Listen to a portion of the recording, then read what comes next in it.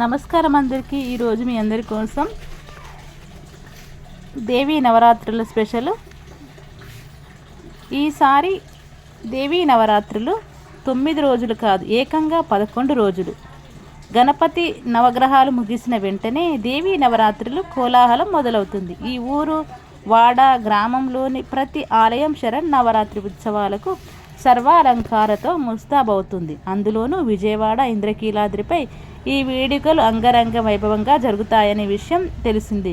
ఈ ఏడాది దేవీ నవరాత్రులు సెప్టెంబర్ 22వ తేదీన ప్రారంభం కాగా, ఈ నవరాత్రులు ఎప్పటిలా 9 రోజులు కాకుండా 10 రోజులు జరగటం విశేషం. చివరి రోజు విజయదశమితో కలిపి 11 రోజుల పాటు నిర్వహించనున్నట్లు పండితులు చెబుతున్నారు. ఈ ఏడాది ఇలా దుర్గమ్మ 10 అవతార రూపంలో దర్శనమివ్వడానికి కారణం ఏంటంటే, ప్రతి 10 ఏళ్లకు ఒకసారి తిథి వృద్ధి చెందుతుంది. దీంతో దసరా శరన్నవరాత్రులు 11 రోజుల పాటు జరుగుతాయి. ఇందుకు ముందు 2016లో 11 రోజుల పాటు జరిగాయి. ఇప్పుడు కూడా తిథి వృద్ధి చెందడంతో అమ్మవారిని కాత్యాయని దేవిగా అలంకరించారు. మళ్ళీ ఈ ఏడాది అమ్మవారిని కాత్యాయని దేవి అలంకారం చేయనున్నారు. అయితే సెప్టెంబర్ 29వ తేదీన అమ్మవారి జన్మ నక్షత్రం మూలా నక్షత్రం రోజున సరస్వతీదేవి అలంకారంలో భక్తులకు దర్శనమిస్తారు. ఈ దసరా పండుగ ఆశ్వయుజ శుద్ధ పాడ్యమి నుంచి నవమి వరకు 9 రోజులు దేవీ నవరాత్రులు ఈసారి 11 రోజులు జరుగుతాయి. ఇక చివరి రోజు విజయదశమి కలిసి దసరా అంటారు. కాబట్టి ఈ శరన్నవరాత్రుల్లో మొత్తం 11 రోజులు 11 అవతారాల్లో దుర్గమ్మ భక్తులకు దర్శనమివ్వనున్నారని పండితులు చెబుతున్నారు. భక్తుల కొంగు బంగారంపై కోరిన కోరికలు తీర్చే కల్పవల్లిగా పూజలందుకుంటున్న దుర్గమ్మ 11 అలంకారాలు ఇవే. సెప్టెంబర్ 22 శ్రీ బాలా త్రిపుర సుందరీ దేవి అలంకారం. సెప్టెంబర్ 23 శ్రీ గాయత్రీదేవి అలంకారం.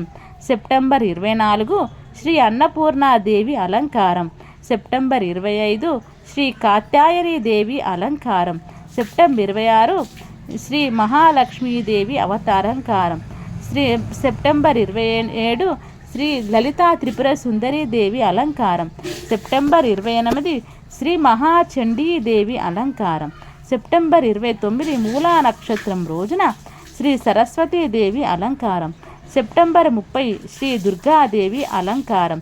అక్టోబర్ 1 శ్రీ మహిషాసుర మర్దినీ దేవి. అక్టోబర్ 2 విజయదశమి రోజున శ్రీ రాజరాజేశ్వరి దేవి అలంకారం ఉంటుంది.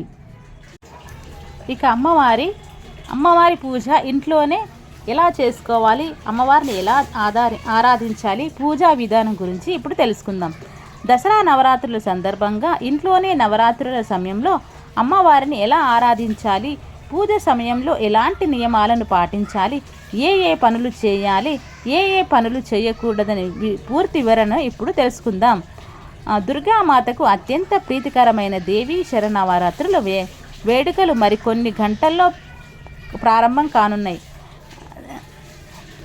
ఉత్సవాలను దేశవ్యాప్తంగా ఘనంగా జరుపుకుంటున్నారు.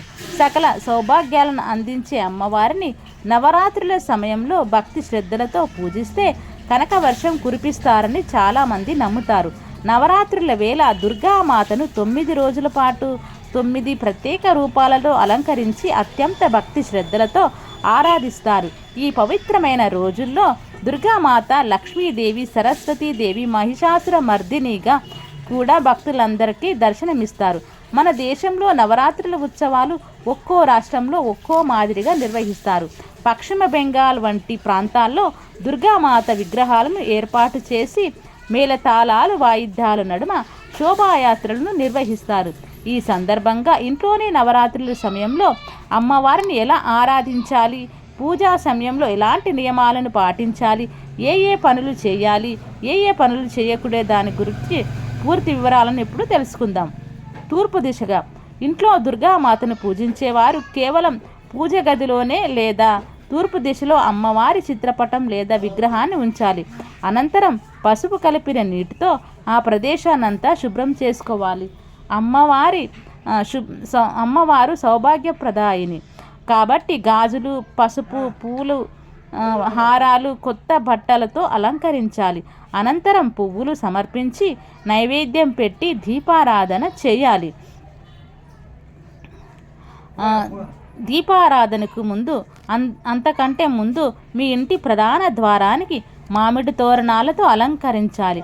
అమావాస్య రాత్రి నుండి ఉపవాసం ఉండి మరుసటి రోజు ఉదయమే వేదికపై దేవీ ప్రతిమను బ్రాహ్మణుల సహాయంతో ప్రతిష్ఠించాలి.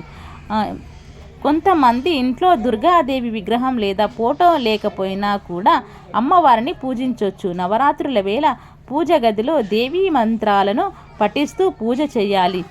ఓం హైం క్లీం చాముండాయే విచ్చే అనే మంత్రాన్ని రాగి రేకు మీద రాసి ఆ యంత్రాన్ని ఉంచి కూడా పూజలు చేయొచ్చని పండితులు చెబుతున్నారు. పూజా విధానం ఎలా ఉంటుందో ఇప్పుడు తెలుసుకుందాం. దుర్గామాత విగ్రహాన్ని ప్రతిష్ఠించిన తర్వాత అక్కడ ముందుగానే ఏర్పాటు చేసుకున్న కలశంపై పచ్చి కొబ్బరికాయను ఉంచి కొత్త బట్టను ఎర్రటి రంగులో ఉన్న బట్టను కప్పి అమ్మవారిని దానిపై ఆవాహనం చేసి బ్రాహ్మణుల సహాయంతో పూజలు చేయాలి. దేవీ సహస్రనామ పారాయణం, అష్టోత్తర శతనామావళి, త్రిశతి మొదలైనవి చదువుతూ పుష్పాలతో ఆరాధించాలి. నవరాత్రిలో తొలి రోజు సెప్టెంబర్ 26వ తేదీన అఖండ జ్యోతి వెలిగించాలి. ఇలా 9 రోజుల పాటు చేయడం వల్ల మీ ఇంట్లో సుఖశాంతులు, అష్టైశ్వర్యాలు, శ్రేయస్సు పెరుగుతాయని పండితులు చెబుతున్నారు. నవరాత్రుల్లో అమ్మవారికి బంతిపూల, చామంతి, జాజి, కనకాంబరాల పూలతో పాటు ఇతర రకాల పూలతోనూ పూజించాలి. వంటల్లో ఇవి వాడొద్దు. అమ్మవారికి దుర్గామాత పూజ అనంతరం నైవేద్యం పొంగలి, పులిహోర, పాయసం, లెమన్ రైసు, గారెలు, బొబ్బట్లు తదితర రకరకాల నైవేద్యాలను సమర్పించాలి. అనంతరం వాటిని ఇతరులకు పంచాలి. ముఖ్యంగా బియ్యపిండి, నెయ్యి వంటి వాటిని విధిగా మీరు తయారు చేసే వంటల్లో ఉపయోగించాలి. ఎట్టి పరిస్థితుల్లో ఉల్లిపాయ, వెల్లుల్లిని మీరు చేసే వంటల్లో వాడకూడదు. కన్యా పూజ నవరాత్రుల సమయంలో బ్రహ్మచర్యం పాటించడం వల్ల శుభ ఫలితాలు వస్తాయి. 8వ రోజున వివాహం కాని కన్యలను 9 మందిని మీ ఇంటికి ఆహ్వానించాలి. అప్పుడు కన్యా పూజ చేయాలి. వారికి ప్రత్యేక వంటకాలను సిద్ధం చేయాలి. ఎందుకంటే వారిని దుర్గామాత యొక్క 9 రూపాలుగా భావిస్తారు కాబట్టి. అమ్మవారి అనుగ్రహం ఉంటే నవరాత్రుల వేళల్లో అమ్మవారిని ఆరాధించటం వల్ల తమ ఇంటి శ్రేయస్సు, సంపద పెరుగుతుందని చాలామంది నమ్ముతారు. అలాగే తమ కష్టాలను దుర్గామాత పూర్తిగా తొలగిస్తారని విశ్వసిస్తారు. అమ్మవారి అనుగ్రహం ఉంటే తాము చేపట్టే ప్రయత్నాల్లో ఖచ్చితంగా విజయం సాధించి తీరుతామని చాలామంది నమ్ముతారు. నవరాత్రుల వేళ మద్యం, మాంసాహారం వంటి వాటి జోలికి వెళ్ళకూడదు. ఈ పవిత్రమైన సమయంలో కటింగ్, షేవింగ్ వంటివి కూడా చేసుకోకూడదు. ఇదండి దేవీ నవరాత్రుల్లో మనం ఆచరించాల్సిన కొన్ని సులభమైనటువంటి అమ్మవారి పూజా విధానాలను మీకు ఇప్పుడు షేర్ చేసుకోవడం జరిగింది. నా వీడియో కనుక మీకు నచ్చినట్టయితే లైక్ చేయండి, షేర్ చేయండి, ప్లీజ్ కామెంట్ చేయండి అండ్ ప్లీజ్ సబ్స్క్రైబ్ చేయడం మాత్రం మర్చిపోకండి. ఎందుకంటే మీకు మంచి మన హిందూ సాంప్రదాయానికి సంబంధించిన మంచి కంటెంట్ అన్ని రెగ్యులర్గా ఇవ్వడానికి నేను ప్రయత్నిస్తున్నాను. మీ సపోర్ట్ నాకు చాలా అవసరం. మీరు ఇలాగే నా వీడియోలు కంటిన్యూగా చూస్తారని చెప్పి మనస్ఫూర్తిగా కోరుకుంటూ మరోసారి మీ అందరికీ కూడా దసరా నవరాత్రి శుభాకాంక్షలు. మీరందరూ కూడా నవరాత్రులు బాగా జరుపుకొని ఆ అమ్మవారి ఆశీస్సులు పరిపూర్ణంగా పొందాలని చెప్పి మనస్ఫూర్తిగా కోరుకుంటూ అందరికీ మరోసారి దసరా పండుగ శుభాకాంక్షలు.